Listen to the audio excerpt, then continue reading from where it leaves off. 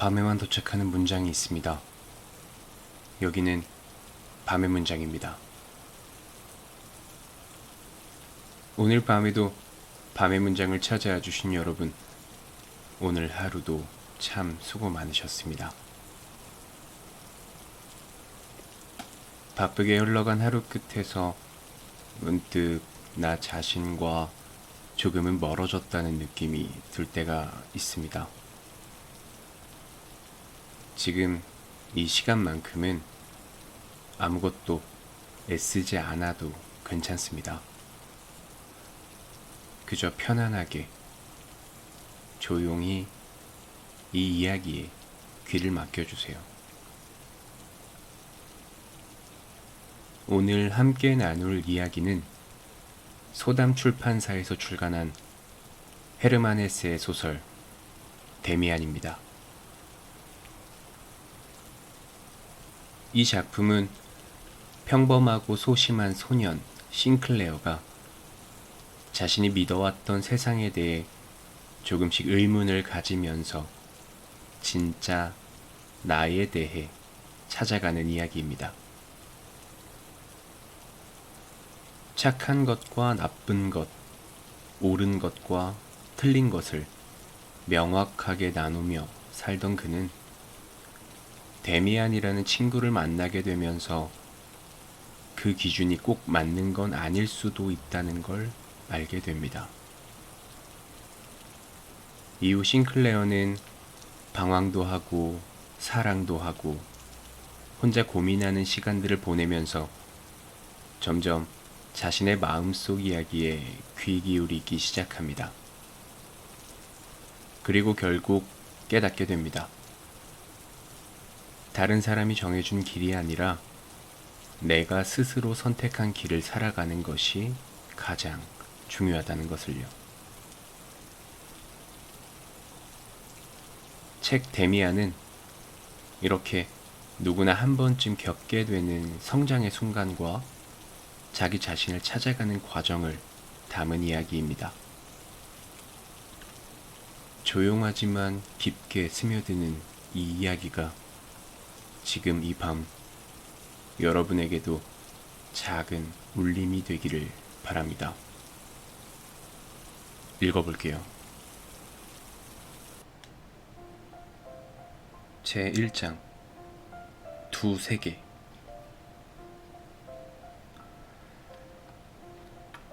대략 10살에서 11살 때까지 우리 작은 도시의 라틴어 학교에 다니던 시절에 체험 하나로 내 이야기를 시작해보겠다.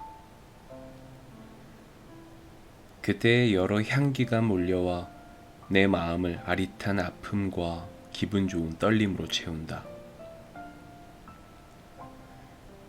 어둑한 골목과 환한 골목, 집들과 탑들, 시계 종치는 소리와 사람들의 얼굴, 아늑함과 따뜻한 편안함으로 가득한 방,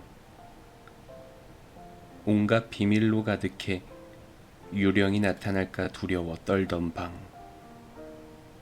따뜻한 골방, 토끼와 하녀의 냄새, 민간요법으로 만든 양 냄새와 말린 과일 향기가 차례로 코끝을 감싼다. 그곳에는 두 개의 세계가 서로 맞물려 뒤섞이며 흐른다. 양극으로부터 낮과 밤이 번갈아 찾아온다. 한쪽 세계는 아버지 집이다. 이 세계는 심지어 더욱 좁아 오로지 내 부모로만 이루어졌다. 나는 이 세계를 잘 안다. 이 세계의 이름은 어머니와 아버지다. 이 세계는 사랑과 엄함, 모범과 배움을 뜻한다. 온화한 광채, 투명함과 깔끔함을 갖추었다. 부드럽고 친근한 말투, 깨끗이 씻은 손, 청결한 옷, 좋은 풍습이 깃들어 있는 곳. 아침이면 온 가족이 함께 찬송을 불렀고 성탄절마다 정성껏 요리한 음식으로 만찬을 즐겼다. 이 세계는 미래로 이끄는 똑바로 난 길을 보여준다. 의무와 죄책감, 아파할 줄 아는 양심과 고해, 용서와 선의, 존경과 성경 말씀, 그리고 지혜를 이 세계는 누누이 강조했다. 우리의 미래는 이 세계를 이루어야만 한다. 되도록 깨끗하고 순수하게 아름답고 질서 있는 미래가 우리의 앞날이어야만 한다. 그러나 다른 세계는 이미 우리 집 한가운데서 시작됨에도 전혀 딴판이다. 냄새가 다르고 쓰는 말도 다르며 다른 기대를 품게 만들고 이상한 요구를 한다. 이 두 번째 세계에는 한여와 직공, 유령 이야기와 풍문과 추문이 얽혀 있다.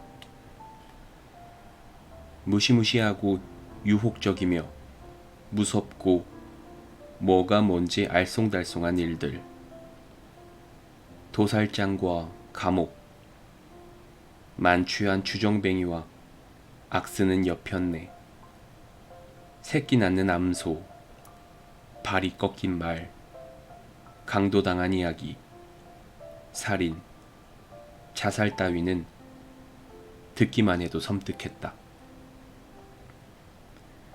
이 그럴싸하면서 잔혹하며 거칠고 섬뜩한 모든 일은 주변 어느 곳에나 옆골목, 이웃집에서도 벌어졌으며 경찰관이 순찰하고 불황자가 떠돌았다. 추객은 마누라를 때렸고 저녁이면 공장에서 한 무리의 젊은 여자들이 꾸역꾸역 쏟아져 나왔다. 늙은 여인은 누군가에게 병에 걸리라고 저주의 주문을 퍼부었다. 도적대가 숲에 살았고 방화범이 시골 경찰에 붙들리곤 했다. 이 두 번째 세계, 숨 돌릴 겨를 쫓아 주지 않을 정도로 끊임없이 사건이 벌어지는 세계는 어디서나 악취를 풍겼다. 오로지 우리 방에서만, 어머니와 아버지가 지켜주는 방에서만 이런 일은 일어나지 않았다. 그래서 너무 좋았다. 이곳 우리에게는 평화와 질서가 평온을 이루며 의무와 선량함, 용서와 사랑이 경이로울 정도로 넘쳐났다. 물론 모든 다른 것, 큰 소리와 비명, 음침함과 폭력도 이따금 벌어지기는 했지만 한달음에 어머니 품으로 피할 수 있다니 이 얼마나 놀라운 기적인가. 그런데 이 두 세계가 어깨를 나란히 한다니, 서로 딱 붙어 있다니 정말 기괴하기 짝이 없다. 예를 들어 우리 집 하녀 리나는 저녁 기도 자리에서 거실의 출입문 옆에 앉아 깨끗이 씻은 손을 매끈하게 다림질한 앞치마 위에 올려놓고 함께 찬송을 부를 때 온전히 아버지와 어머니 편, 우리 편, 곧 밝고 올바른 세상의 사람이었다. 그런데 곧이어 부엌이나 장작을 쌓아둔 헛간에서 머리 없는 난쟁이 이야기를 나에게 들려준다거나 작은 푸죽간에서 이웃 아낙네들과 다툼을 벌이는 리나는 전혀 다른 여자, 다른 세계의 사람처럼 보여 무슨 비밀이 저런 변화를 만드는지 나는 의아하기만 했다. 아무튼 모든 것이 이런 식이다. 가장 모르겠는 사람은 다른 누구도 아닌 나 자신이다. 분명 나는 밝고 올바른 세계의 사람이다. 나는 내 부모의 자식이니까. 하지만 어디를 보든 무슨 이야기를 듣든 다른 세계가 펼쳐졌다. 그리고 이 다른 세계에서도 나는 살았다. 낯설고 섬뜩해서 이래도 되는 걸까 가책이 들어 무섭고 두려운 마음이 고개를 들곤 했다. 심지어 이따금 이 금지된 세계에서 살았으면 하는 정말 짜릿할 거야 호기심도 들었다. 그래서 밝은 세계로 돌아올 때마다 반드시 돌아와야만 했고 또 돌아오는 편이 좋았을지라도 덜 멋지고 지루하기만 하며 뭐가 이리도 따분할까 불편했던 것도 사실이다. 물론 모르지는 않았다. 내 인생의 목표는 아버지와 어머니처럼 밝고 순수하게 뛰어나고 깔끔한 인생을 살아가야 한다는 점을. 그러나 그렇게 되기까지 가야 할 길은 멀기만 하다. 학교 생활을 견디고 대학교에 들어가 학업에 힘쓰며 온갖 시험과 시련을 이겨내야만 한다. 그리고 이 길은 거의 언제나 다른 세계, 음험한 세계를 지나가는 통에 이 어두운 세계에 기웃거리다가 빠져버리는 일은 얼마든지 일어날 수 있다. 저 탕아, 잃어버린 아들의 이야기가 바로 그런 사례다. 나는 탕아 이야기를 열심히 읽었다. 그 이야기는 언제나 아버지에게 돌아가는 선택을 구원으로, 탁월한 결정으로 그리는 통에 나 역시 이 선택만이 올바르고 좋으며 바람직하다고 느끼기는 했지만 그 이야기가 그리는 사건은 사악하고 방탕한 사람을 묘사할지라도 훨씬 더 매력적이고 짜릿했다. 그래서 솔직히 말해도 좋다면 탕아가 죗값을 치르고 정신을 차리는 선택은 좀 짜증났다. 물론 그런 생각을 입 밖에 낸 적은 없다. 그저 가슴 한구석에 막연한 동경 또는 그래도 좋지 않나 여기는 바람으로 남았을 뿐이다. 악마가 어떤 모습일지 떠올릴 때마다 나는 거리를 헤집고 다니며 변장했든 노골적으로 얼굴을 드러냈든 장터든 술집이든 행패를 부리는 몰골을 상상했지 우리 집에는 절대 있을 수 없다고 여겼다. 나의 누이들 역시 밝은 세계의 사람이다. 누이들은 내가 보기에 본질상 아버지와 어머니에게 나보다 훨씬 더 가깝다. 나보다 더 낫고 예의 바르며 실수를 덜한다. 물론 결함이 없지 않고 좋지 않은 습관이 있기는 하지만 나처럼 심하지는 않다. 나는 뭔가 나쁜 일에 손길이 닿기라도 하면 워낙 마음이 무겁고 힘들어 혹시 어두운 세계가 나와 더 가까운 게 아닌지 의심을 지우기 힘들었다. 누이들은 부모처럼 존중하고 지켜줘야 해서 혹시라도 다툴 때마다 나쁜 쪽은 나라서 찔리는 양심으로 용서를 구해야 하는 말썽꾸러기가 된 기분이었다. 노이들을 욕하는 행동은 부모를, 선함과 규율을 욕보이는 것이기 때문이다. 그러고 보면 나는 노이들보다는 못돼 먹은 길거리 불량배와 더 많은 비밀을 공유하는 모양이다. 밝고 좋은 날, 양심에 거리낄 게 없는 날이면 노이들과 노는 것이 좋았다. 노이들처럼 착하고 예의 바르게 구는 나는 의젓하게 기품을 자랑하는 사람처럼 보였다. 천사가 바로 이런 모습이 아닐까. 천사가 된 것만 같은 기분이야말로 우리가 누리는 최고의 순간이리라. 성탄절과 행복한 순간처럼 밝은 울림과 향기에 쌓인 기분은 달콤한 게 기적의 선물 같았다. 아, 그런 시간과 날은 드물기만 했지.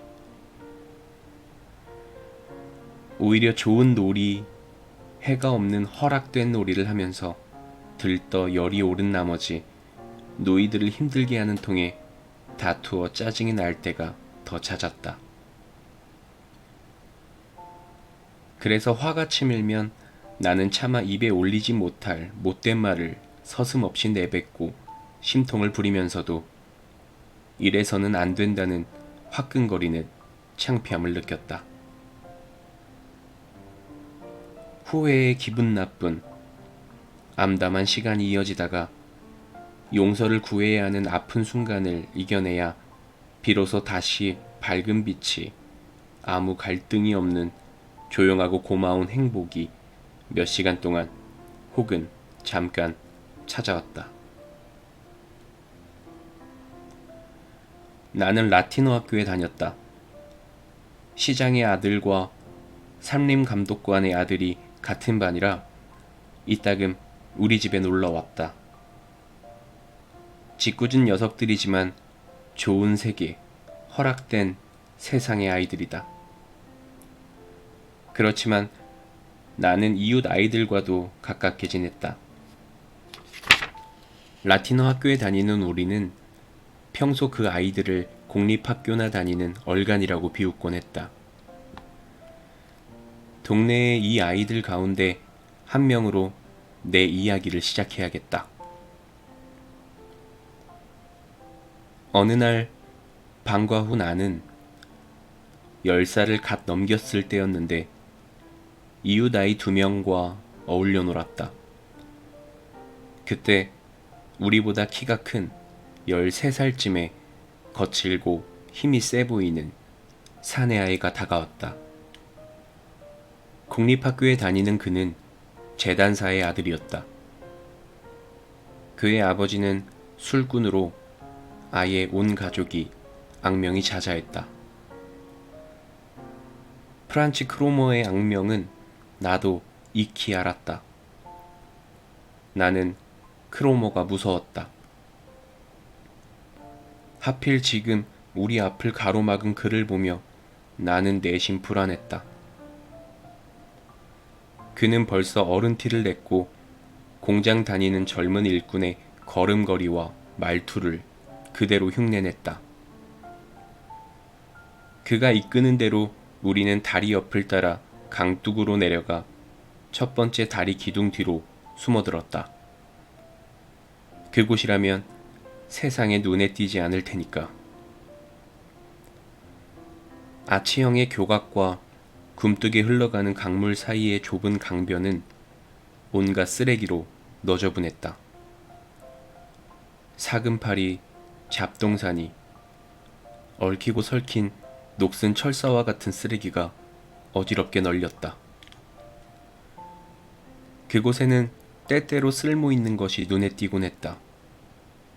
우리는 프란치 크로머가 시키는 대로 강변을 훑고 다니며 찾아낸 것을 그에게 보여주어야만 했다. 그러면 그는 그것을 호주머니에 챙기거나 물에 던져버렸다. 그는 납, 구리 또는 주석 따위를 놓치지 말고 찾아내라고 으름장을 놓았다.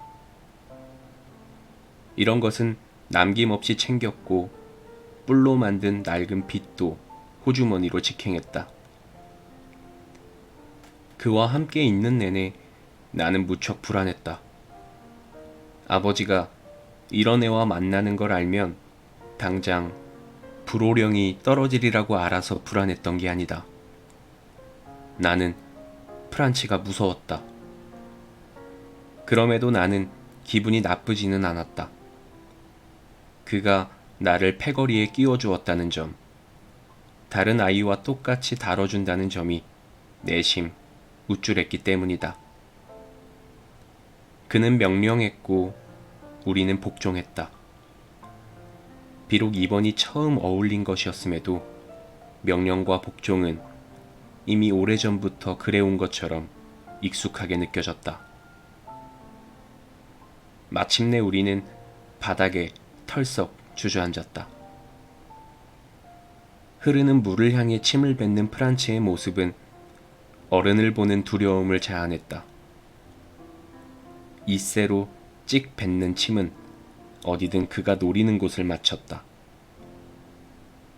이야기가 시작되자 아이들은 앞다투어 학교에서 벌이거나 겪은 온갖 장난질을 무슨 무용담처럼 부풀리며 떠벌렸다. 나는 아무 말 없이 듣기만 하면서도 내심 두려웠다. 입 꾹 닫고 아무 말도 안 하다가 크로모의 눈에 띄어 공연히 화를 부르는 게 아닌지 두려웠기 때문이다. 두 아이는 처음부터 쟤는 딴 세상 사람이야 하며 나에게 노골적으로 거리를 두었다. 그만큼 내 옷차림과 태도를 거슬려 한다는 게 고스란히 느껴졌다. 라틴어 학교 학생이자 번듯한 가정 출신인 나를 크로머가 좋아할리 만무했다. 저 두 아이는 혹시라도 시비가 벌어지면 못 본 척 무시하고 나를 공경에 버려둘 게 분명했다. 두려웠던 나머지 마침내 나도 입을 열기 시작했다. 거창한 도둑 이야기를 꾸며냈는데 어처구니 없게도 그 주인공은 나였다. 동네 물레방아 옆에 과수원에서 하고 나는 운을 떼었다. 친구 한 명과 함께 어느 날 밤 나는 한 자루 가득 사과를 훔쳤다고. 그것도 그저 그렇고 그런 사과가 아니라 라이네테와 골트파르멘의 최고 품종의 사과를 한 자루씩이나 훔쳤다고 호기를 부렸다.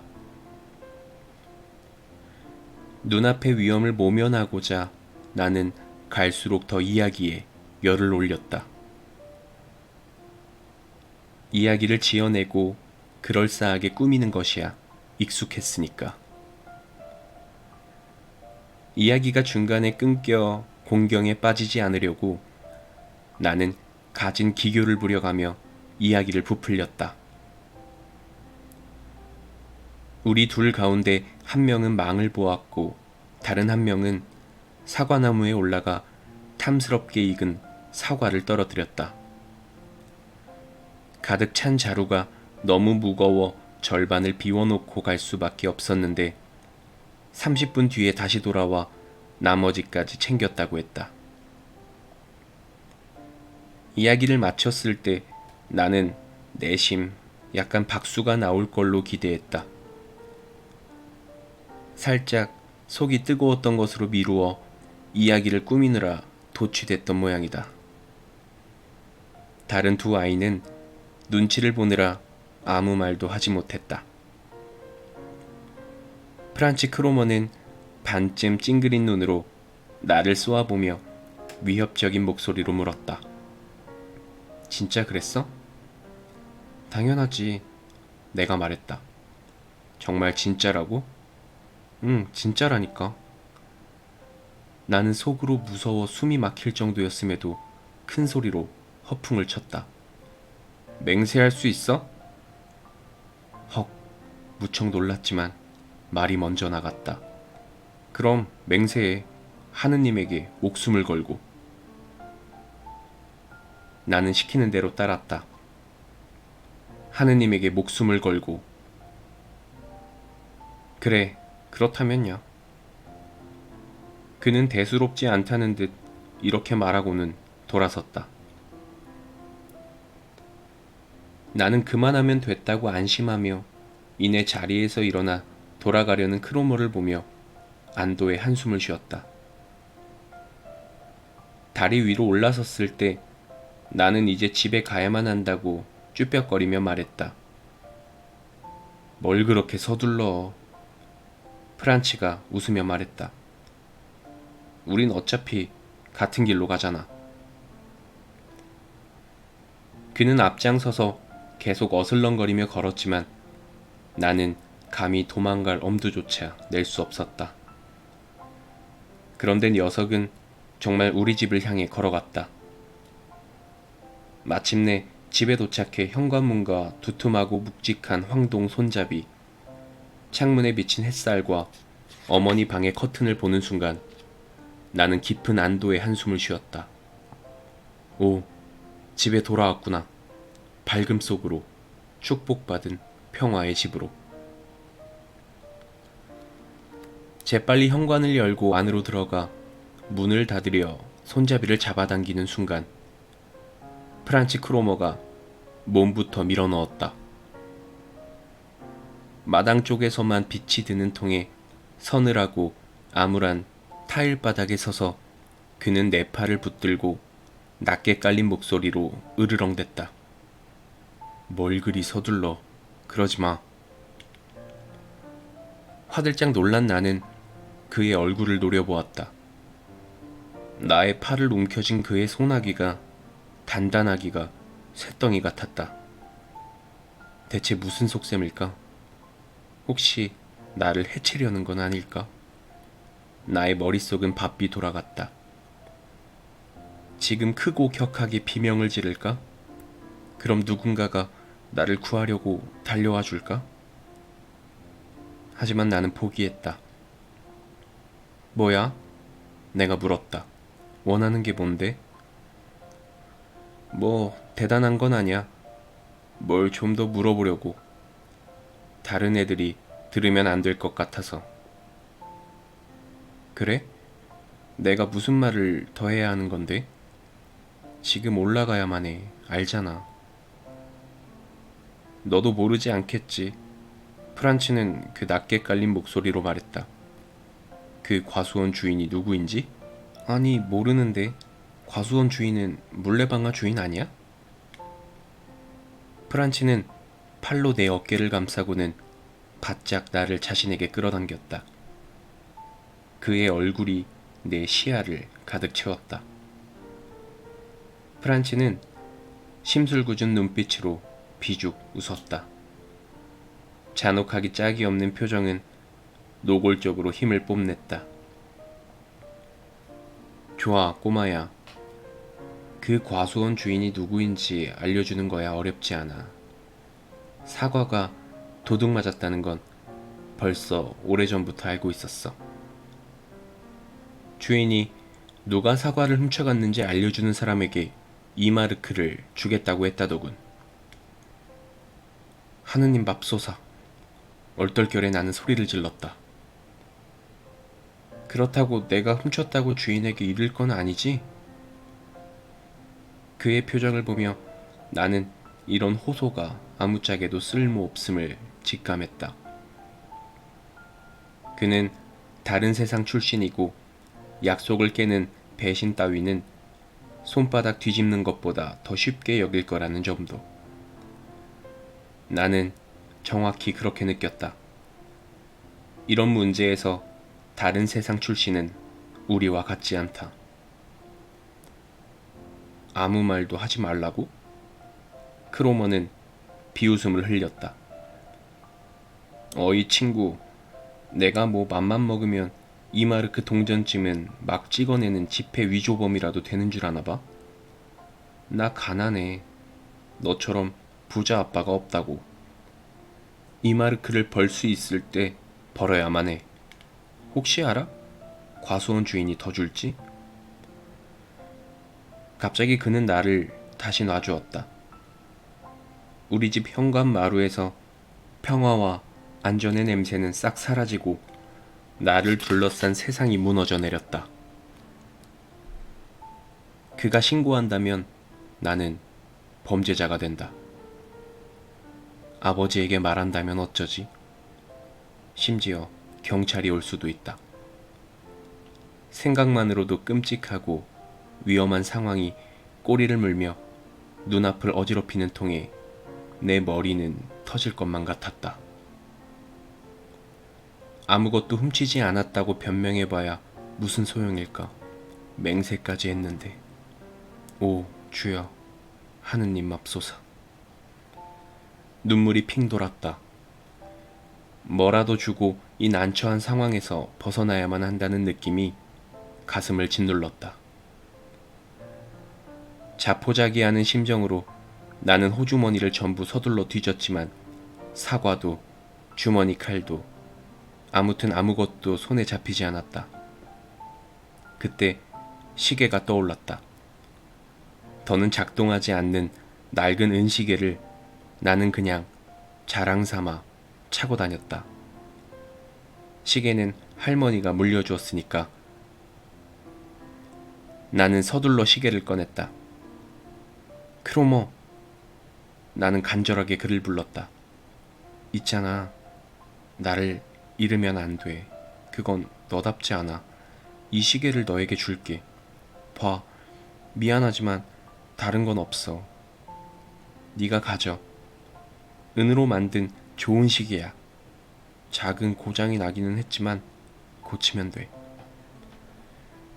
그는 비죽 웃으며 그 커다란 손으로 시계를 받아 움켜쥐었다.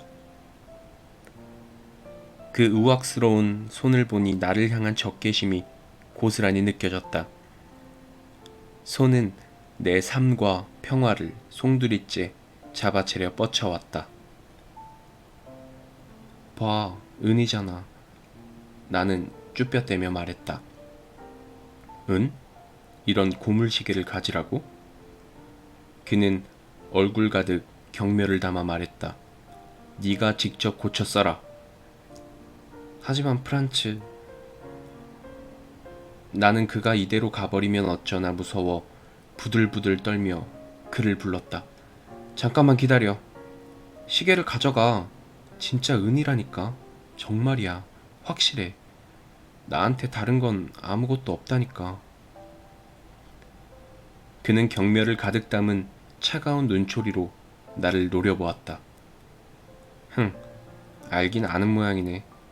내가 누구를 찾아갈지. 까짓것 경찰에도 말해버릴까? 나는 경찰 아저씨도 잘 알거든. 그는 등을 돌려 발을 떼었다. 나는 서둘러 그의 옷소매를 붙들었다. 맙소사, 그런 멍청한 짓을 하다니. 비굴하게 매달리면 그는 더욱 극성을 부릴 텐데. 하지만 그가 이렇게 가버리고 닥칠 모든 일을 견디느니 차라리 나는 죽고 싶은 심정이었다. 프란츠! 나는 숨이 턱에다 꺽꺽 갈라지는 소리로 그를 불렀다. 왜 그래? 공연히 일을 크게 만들 필요가 없잖아. 그냥 나를 놀리려고 농담 삼아 그러는 거지? 그렇지? 맞아, 농담이야. 그런데 너한테는 꽤 비싼 농담일 텐데. 내가 뭘 어떻게 해야 하는지 말해줘. 프란츠, 시키는 건 다 할게. 그는 눈을 내리깔고 나를 굽어보며 다시 비웃었다. 멍청하게 굴지 마. 그는 짐짓 친근한 투로 말했다.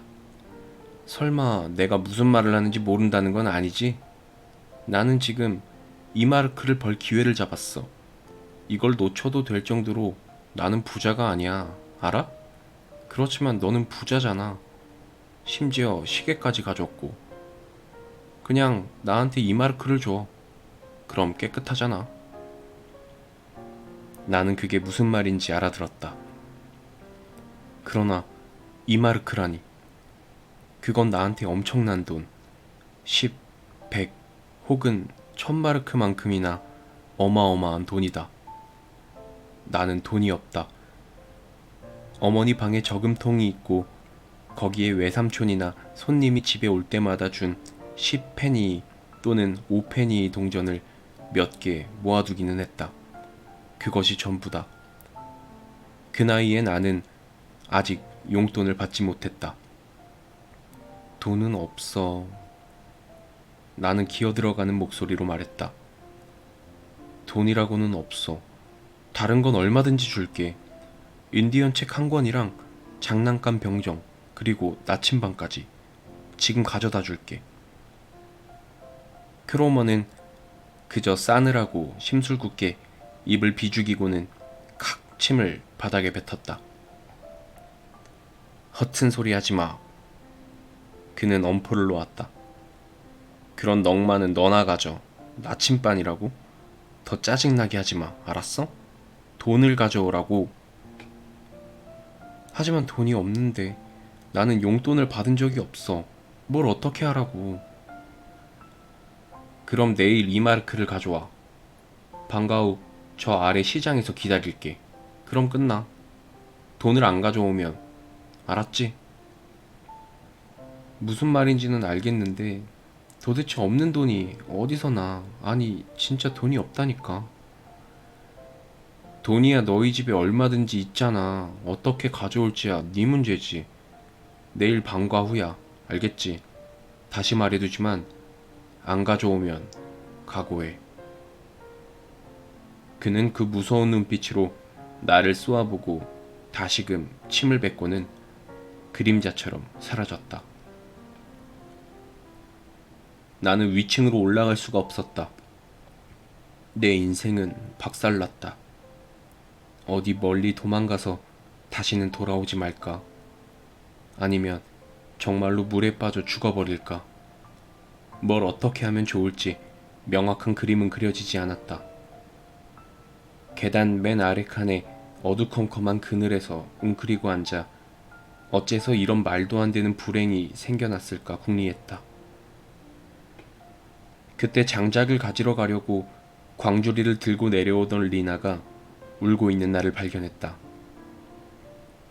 나는 리나에게 다른 가족에게 아무 말도 하지 말아달라고 부탁하고 위로 올라갔다. 유리문 옆에 옷걸이에는 아버지의 모자와 어머니의 양산이 걸려 있었다. 집안을 둘러보며 새삼 몰려드는 따스함과 다정함에 그만 나는 울컥했다. 마치 집을 나가 오랜 방황 끝에 돌아온 탕자처럼 익숙한 고향집의 향기에 취한 듯 나는 애틋함과 감사함을 느꼈다. 그러나 이런 아늑함과 평온함은 이제 더는 나의 몫이 아니었다. 그것들은 모두 부모님의 세상, 밝은 세상에 속해 있었고 나는 깊은 죄책감의 급류에 휩쓸리고 말았다. 말도 안 되는 어처구니 없는 모험담 탓에 죄를 뒤집어쓰고 적에게 위협받은 나를 두려움과 수치심이라는 낯선 급류가 집어삼켰다. 모자와 양산, 익숙하고 편안한 사암바닥, 복도 옷장 위에 걸린 커다란 그림, 그리고 거실에서 들려오는 도란도란 이야기를 나누는 누이들의 목소리. 이 모든 것은 그 어느 때보다도 더 부드럽고 사랑스러우며 소중했지만 아무런 위안을 주지 못했고 편안함을 베풀기는커녕 한 목소리로 나를 비난하는 것만 같았다. 이 모든 게 더는 내 것이 아니다. 내 집의 평온한 행복을 나는 이제 누릴 수가 없다. 두 발에 묻혀온 더러움은 발갈기에 문지른다고 해서 지워지지 않는다. 어쩌자고 나는 이 소중한 보금자리에 암울한 그림자를 끌어들였을까.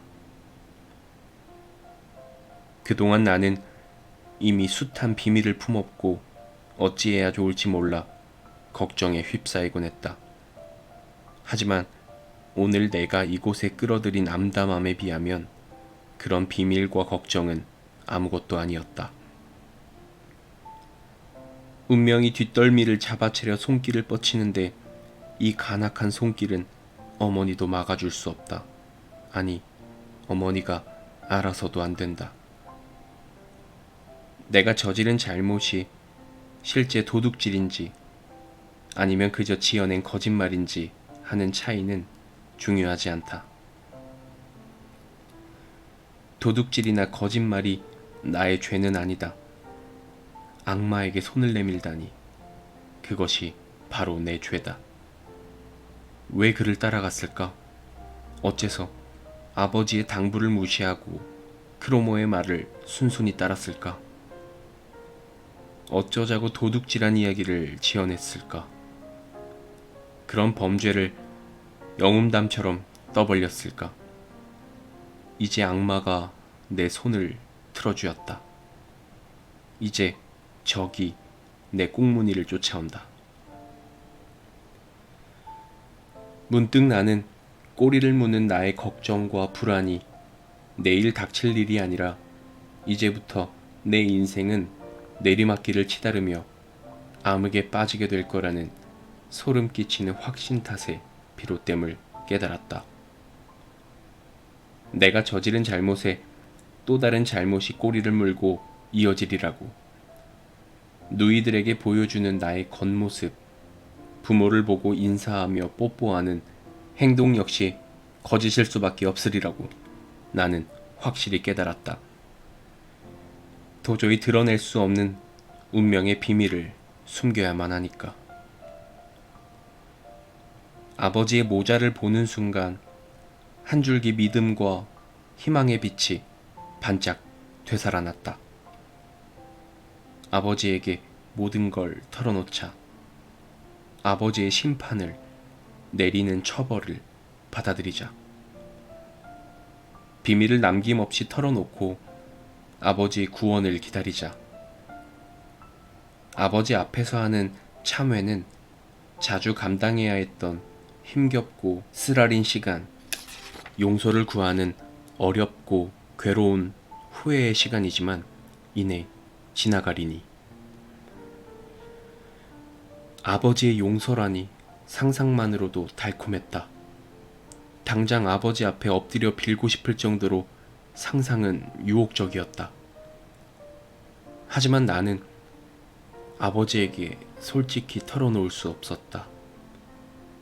그렇게 하지 못하리라는 걸 나는 알고도 남았다. 이제 나는 홀로 비밀을, 죄책감을 끌어안고 끙끙댈 수밖에 없음을 너무도 분명히 알았다. 아마도 지금 나는 갈림길에 선 게 아닐까.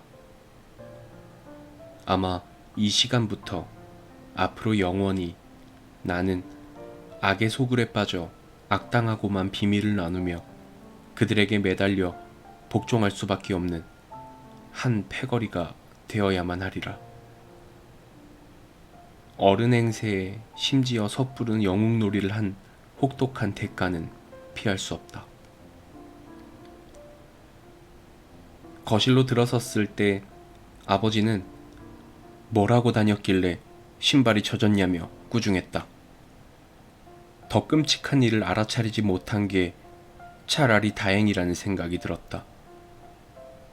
혹시 눈치를 채면 어쩌나 마음을 졸인 걸 생각하면 이 정도 꾸중이야 견딜만 했다. 그때 문득 예전에는 전혀 알지 못하던 기묘한 감정이 솟구쳤다. 잔뜩 가시가 돋친 듯 사악하고도 날카로운 감정에 나는 흠칫 떨었다. 아버지도 별 수 없구나. 아버지는 뭐든 다 안다고 생각해왔는데 고작 젖은 신발 따위로 나를 꾸짖는 무지함이 가소롭게 여겨졌다. 아무것도 모르면서. 속으로 나는 한숨을 쉬었다. 이건 마치 살인을 저질렀다고 고백해야 하는 마당에 빵 한 조각 훔쳤다고 추궁받는 범죄자가 된 기분이었다. 추하고 역겨운 감정이었지만 좀채 떨칠 수 없을 정도로 자극이 강했다. 이 흉측한 감정은 나를 그 어떤 다른 생각보다도 더 강하게 비밀과 죄책감에 묶어놓았다. 아마 지금쯤 크로머는 벌써 경찰에 가서 나를 신고했겠지. 집에서는 어린애 취급을 받는데 짙은 먹구름이 나를 집어삼키려 몰려오는구나. 지금까지 이야기한 체험담 가운데 이 순간이 가장 선명하게 뇌리에 남았다. 그것은 신성한 하늘처럼 우러러온 아버지의 이미지에 처음으로 생긴 균열이었다. 나의 어린 시절을 떠받친 기둥에 쩍하니 금이 간 순간이었다. 인간은 누구나 독립적 인격체로 성장하기 위해 이런 기둥을 무너뜨려야만 한다. 이 체험으로 우리 운명의 중요한 윤곽이 그려진다는 점을 읽어낼 줄 아는 사람은 아쉽게도 많지 않다. 그런 상처와 균열은 대개 봉합되고 잊히지만 인간의 가장 내밀한 가슴 속에서 계속 피를 흘리며 아픔을 호소한다. 예기치 않게 밀려든 이 낯선 감정에 나는 머리끝까지 소름이 돋았다. 당장 아버지 앞에 엎드려 발에 입 맞추며 용서를 빌고 싶었다. 그러나 아무리 마음속으로 그랬다고 하더라도 아버지를 욕보이는 불손함은 사죄한다고 해서 씻기지 않는다. 어린애라 할지라도 이런 이치는 현명한 어른만큼 깊이 느낄 줄 안다. 우선 지금 닥친 이 위기가 무엇을 뜻하는지 헤아리고 내일 어떻게 할지 궁리해 볼 필요가 있었다. 하지만 나는 그럴 수가 없었다. 저녁 내내 나는 거실에 달라진 공기가 어색한 나머지 전전긍긍하며 눈치를 봐야만 했기 때문이다. 벽시계와 식탁, 성경과 거울, 책꽂이와 벽에 걸린 그림은 차례로 나를 흘겨보며 등을 떠밀며 나가라고 내모는 듯했다.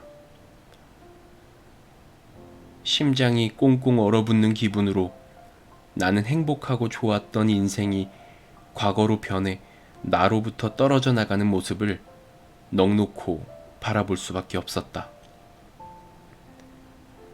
그리고 저 바깥의 시커먼 세상, 깊은 뿌리를 가진 어둠이 마술을 뻗쳐 나를 집어삼켜 꼼짝도 하지 못하게 붙들어매는 느낌에 사로잡혔다. 처음으로 나는 죽음을 맛보았다. 죽음은 지독하게 쓰라렸다.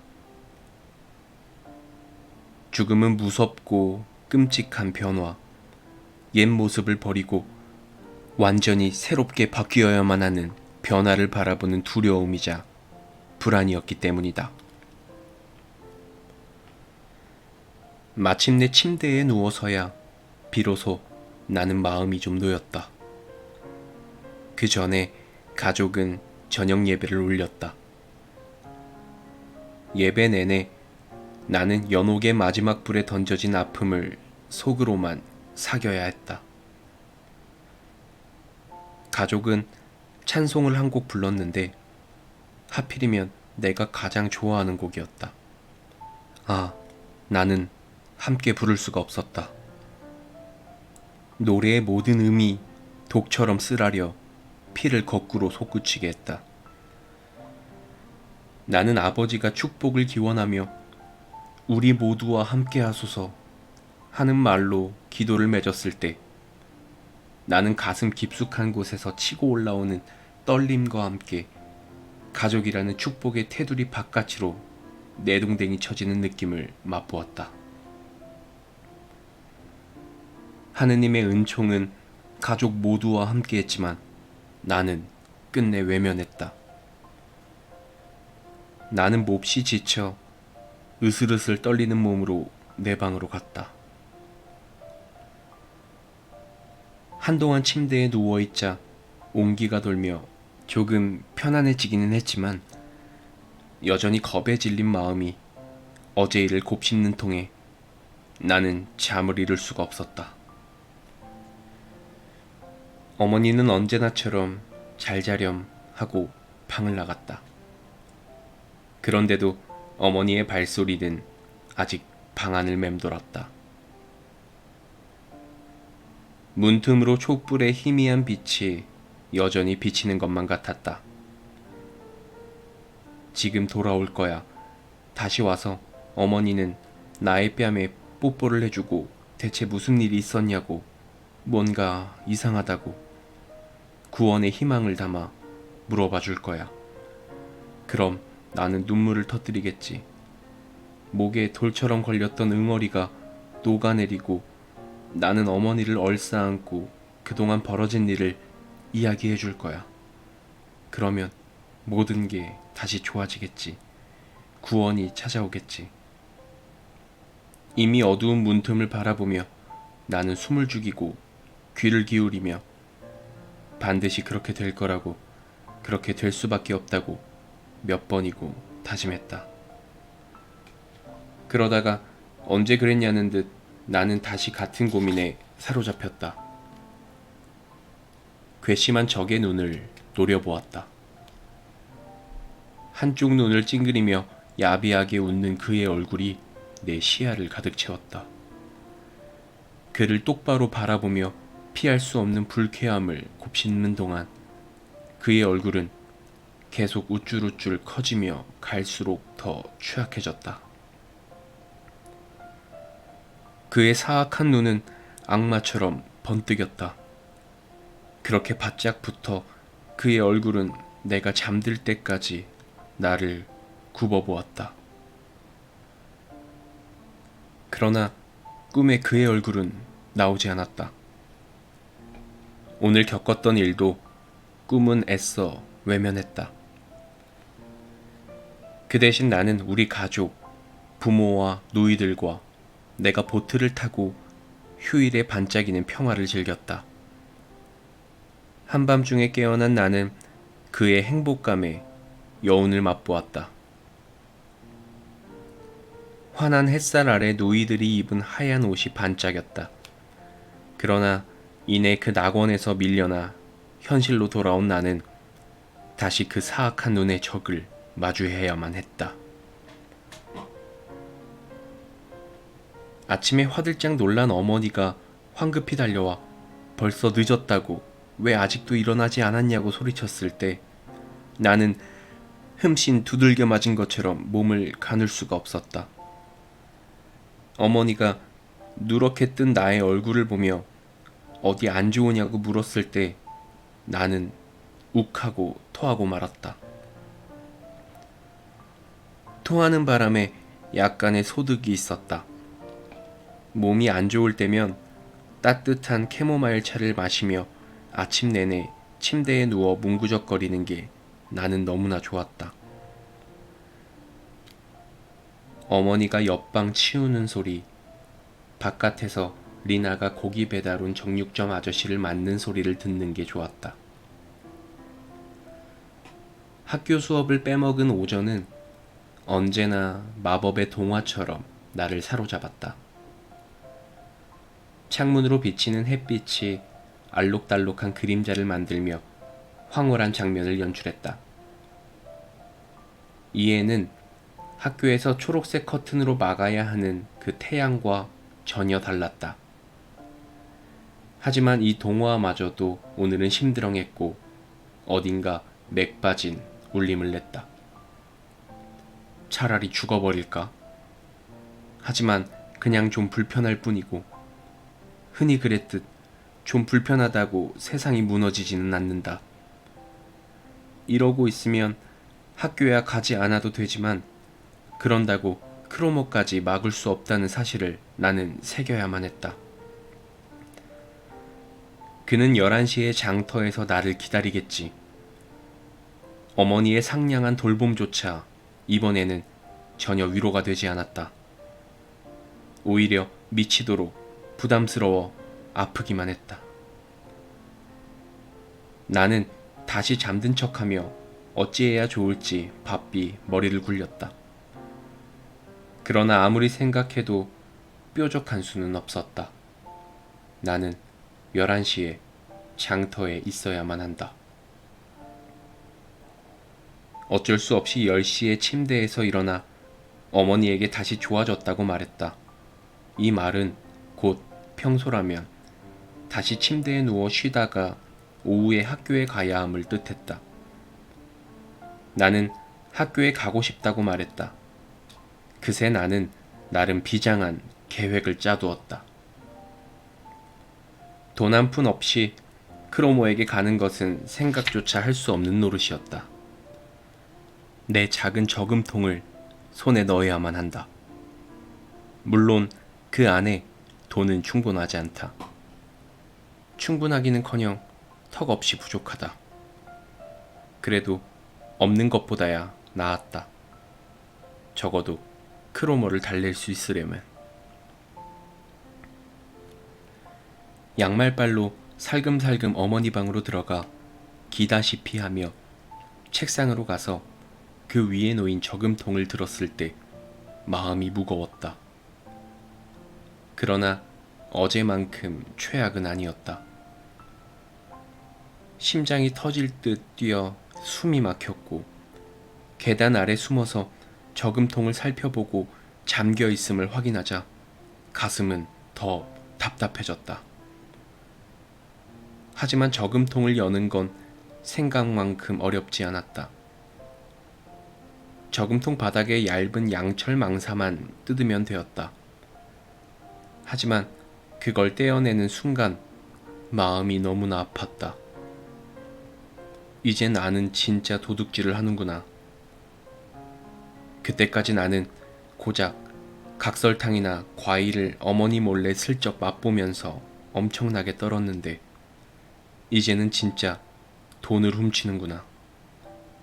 그게 비록 내 돈이라도. 나는 또다시 크로모에 그의 세상에 한 걸음 더 가까워졌다고 느꼈다. 기가 막혔다. 그토록 안간힘을 썼건만 갈수록 내리막길로 굴러떨어지는구나. 악마에게 잡히면 되돌아갈 길은 없는 건가? 제법 묵직했던 저금통에서 꺼낸 돈을 떨리는 손으로 헤아려 보니 비참할 정도의 푼돈에 한숨이 절로 나왔다. 그건 고작 65페니였다. 나는 저금통을 계단 아래 틈새에 숨겨두고 돈을 손에 움켜쥔 채 현관을 나섰다. 이 문을 통해 드나들던 평소와는 완전히 다른 발걸음으로. 위에서 누군가가 나를 부른다고 느꼈다. 나는 그 소리를 뿌리치기라도 하듯 빠른 걸음으로 그 소리로부터 달아났다. 아직 시간은 충분했다.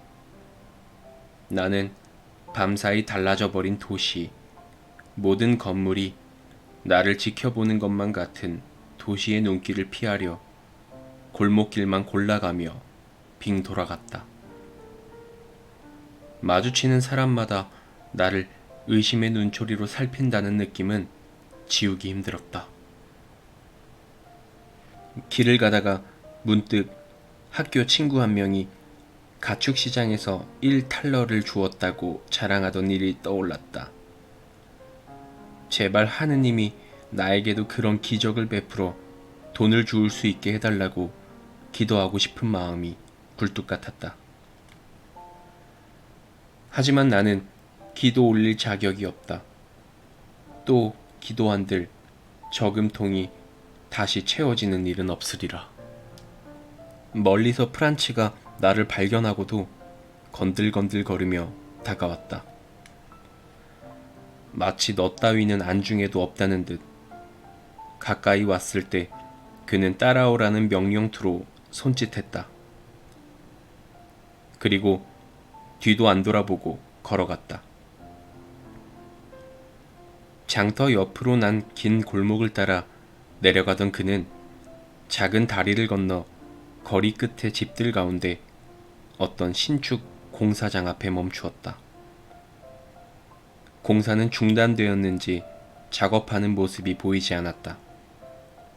문도 창문도 없는 벽만 앙상했다. 크로머는 주위를 돌아보더니 공사장 안으로 들어갔다. 나는 따라 들어갈 수밖에 없었다. 벽 뒤로 들어간 그는 나를 보고 가까이 오라며 손을 내밀었다. 가져왔어? 그가 차갑게 물었다.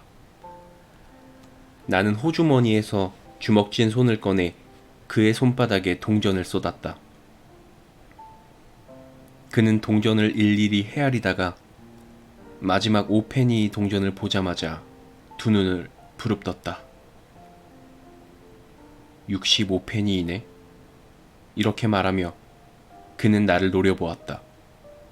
맞아.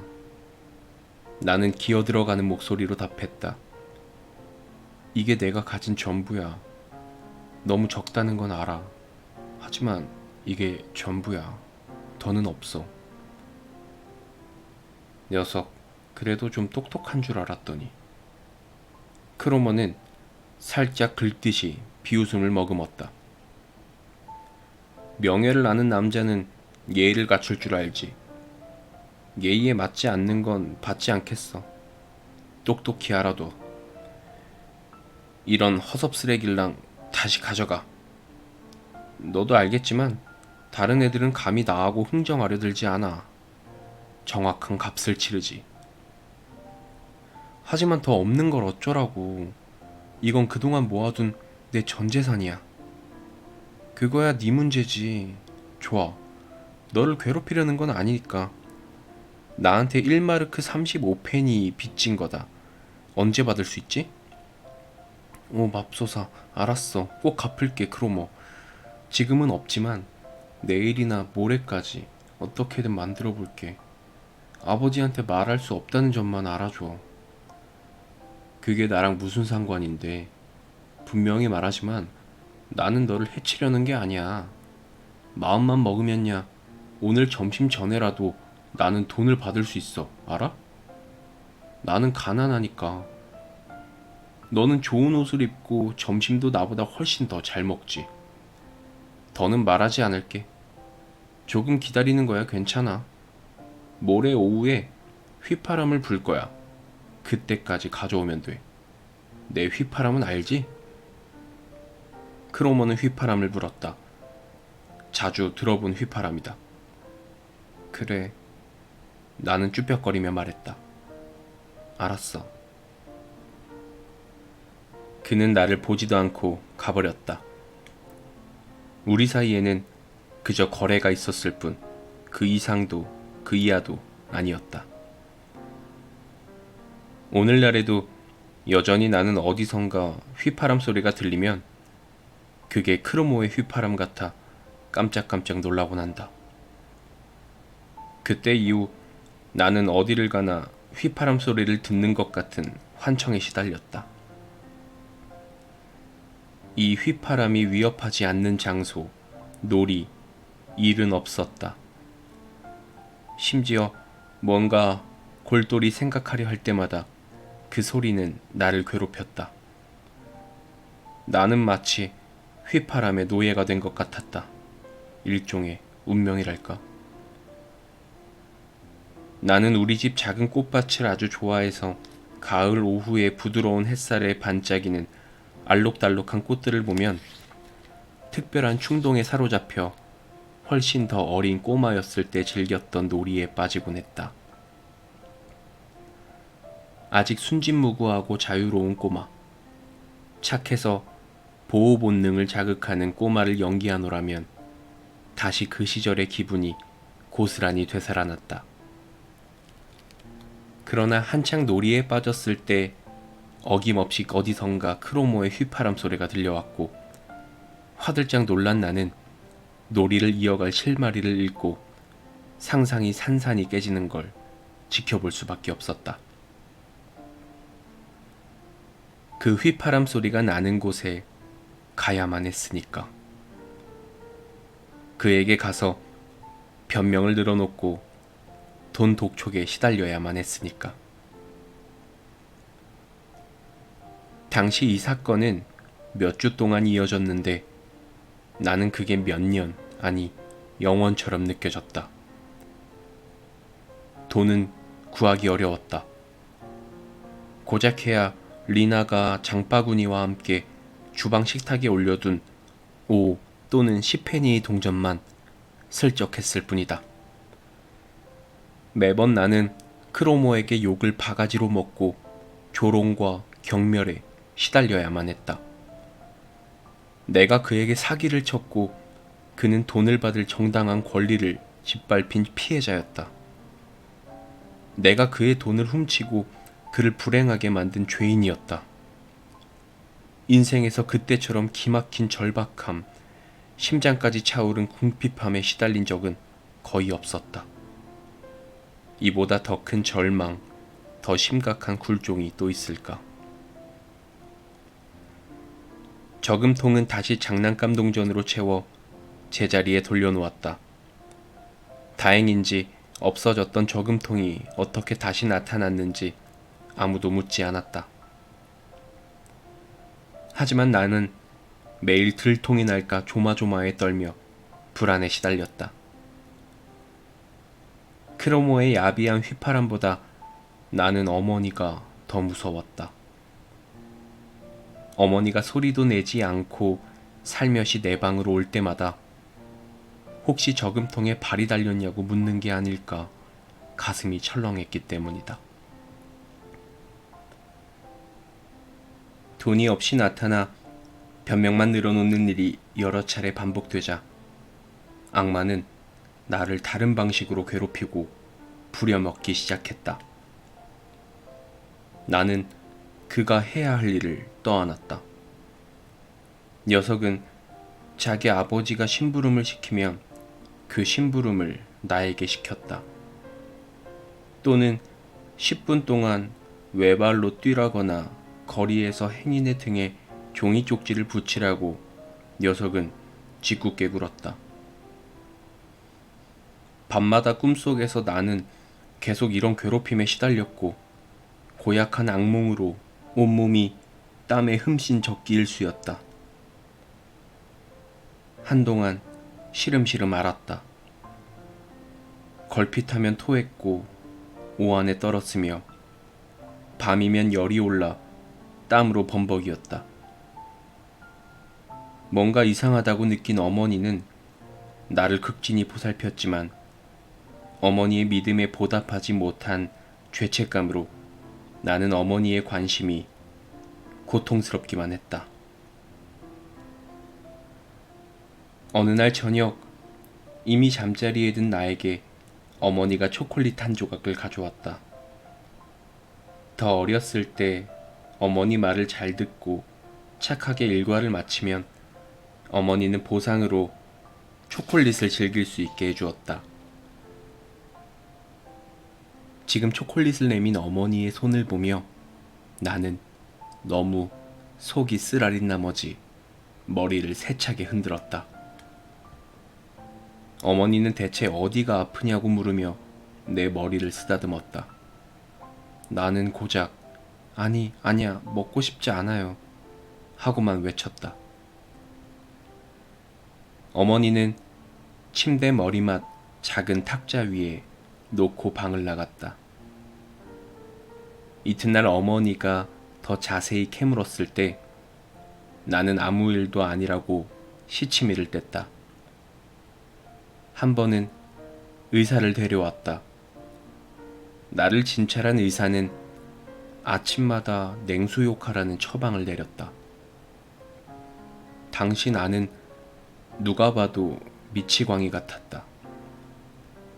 잘 정돈된 평화로운 우리 집에서 나는 방에 틀어박혀 유령처럼 아픔을 곱씹었다. 식구가 무얼 하든 무관심했고 단 한 시간도 고민을 잊지 못하고 가족과 어울리지 못했다. 아버지는 이상하다는 표정을 지으며 이야기 좀 하자고 했지만 나는 입을 굳게 닫고 쌀쌀맞게 굴었다.